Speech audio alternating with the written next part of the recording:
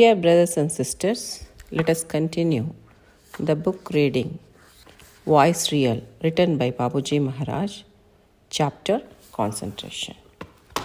Taking up concentration in terms of suspension of mental activities, one has necessarily to apply his effort to create in himself a state of insensibility.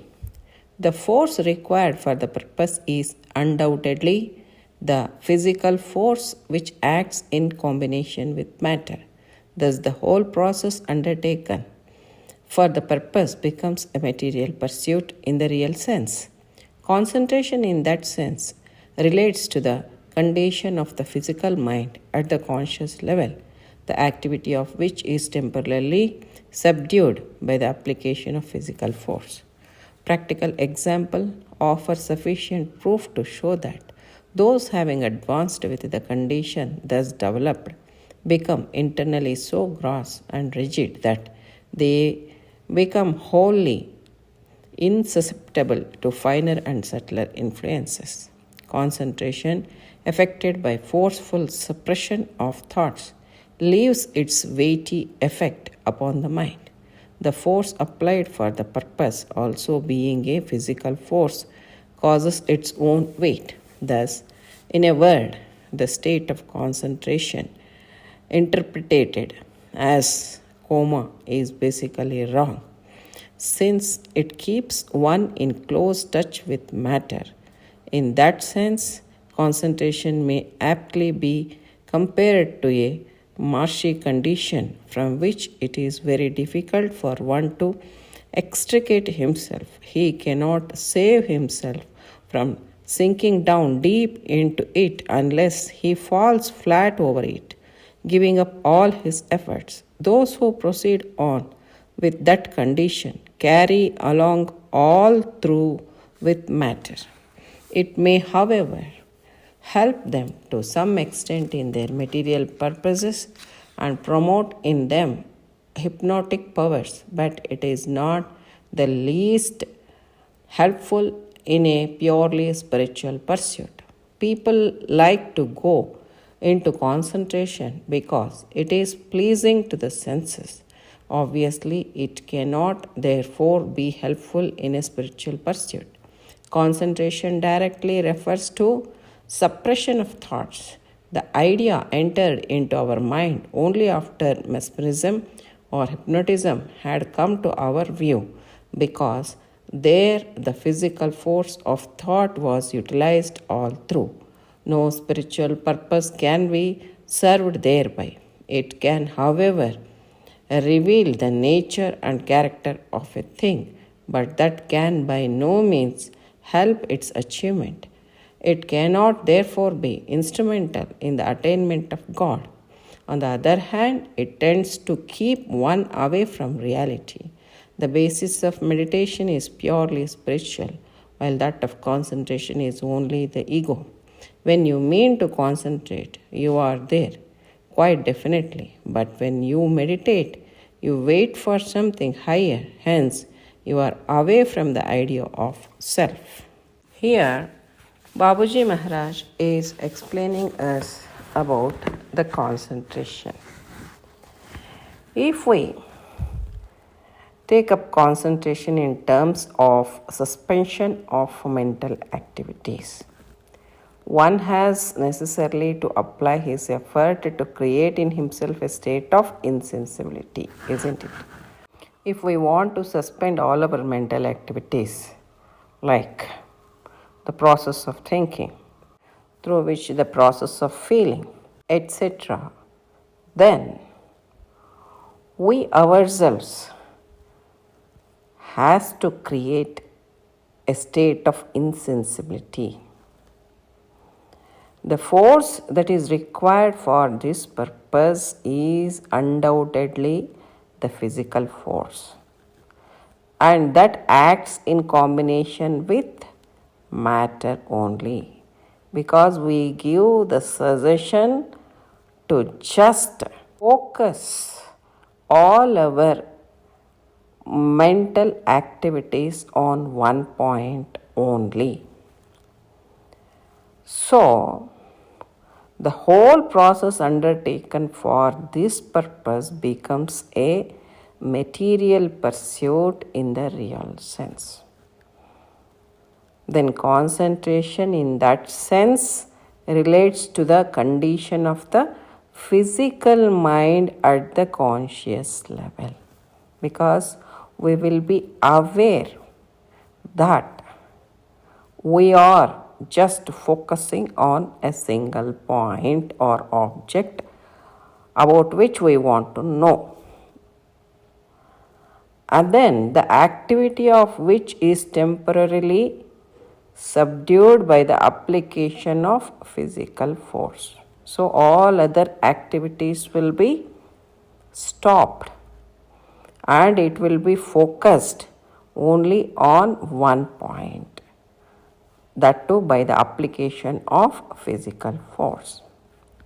Practical examples offer sufficient proof to show that those having advanced with the condition of concentration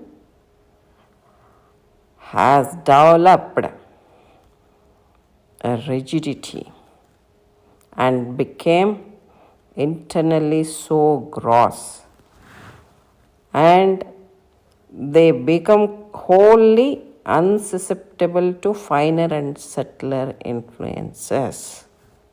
See, because we are in search of that, the ultimate state of condition, which is subtler and finer. But when we practice concentration, our internal condition becomes so gross and rigid that we cannot access to that finer state of condition. So, concentration affected by forceful suppression of thoughts leaves its weighty effect upon the mind, because it is the natural tendency of mind to think, and it is the storehouse of thoughts, and thoughts will be flowing always. If we suppress our thoughts, what happens? That leaves its weighty effect. A force is created upon the mind. The force applied for the purpose, also being a physical force, causes its own weight. Thus, in a word, the state of concentration interpreted as coma is basically wrong. It is not that state of condition, since it keeps one in close touch with matter, because it is connected to the consciousness and also the grossness. In that sense, concentration may aptly be compared to a marshy condition from which it is very difficult for one to extricate himself. So, it is really a stagnated condition of water from which a person, if he want to come out also, he cannot come out from that. So, he cannot save himself from sinking down deep into it. It is like a whirlpool. And it's unless he falls flat over it, giving up all his efforts. So, those who proceed on with that condition carry along all through with matter only. So, it may, however, help them to some extent, only to some extent, in their material purposes and promote in them hypnotic powers. But it is not the least helpful in a purely spiritual pursuit. So, dear brethren, we should note this point that concentration is nowhere helpful in our pure spiritual pursuit. And further, people like to go into concentration. Why? Because it is pleasing to the senses. It is very much pleasing to the senses. Obviously, it cannot therefore be helpful in a spiritual pursuit. Concentration directly refers to suppression of thoughts, because we have to just focus on one thing. We have to suppress the entire thought process. So, the idea entered into our mind only after mesmerism or hypnotism had come to our view now, because there the physical force of thought was utilized all through. And here also, more or less, the same case. No spiritual purpose can be served just by suppressing the thoughts. That we have to note it down. And it can, however, reveal the nature and character of a thing, but that can by no means help its achievement. Just knowing about the thing doesn't mean that we achieved it. Just it is a knowledge. But real knowledge, according to Babuji Maharaj, is to achieve that condition, that state of condition. To be in that state of condition is the real knowledge. So, it cannot therefore be instrumental in the attainment of God. On the other hand, it tends to keep one away from reality. So, we must be very careful here. The basis of meditation is purely spiritual, while that of concentration is only the ego. Because in concentration, we are there. So because I have to concentrate and I am aware of that, and I will work through my consciousness, thereby suppressing my thoughts. But whereas when we meditate, we wait for something highest. Hence, we are away from the idea of self. Just we forget everything and we want to become one with that. When we are not there, that is there. So that is the difference between concentration and meditation.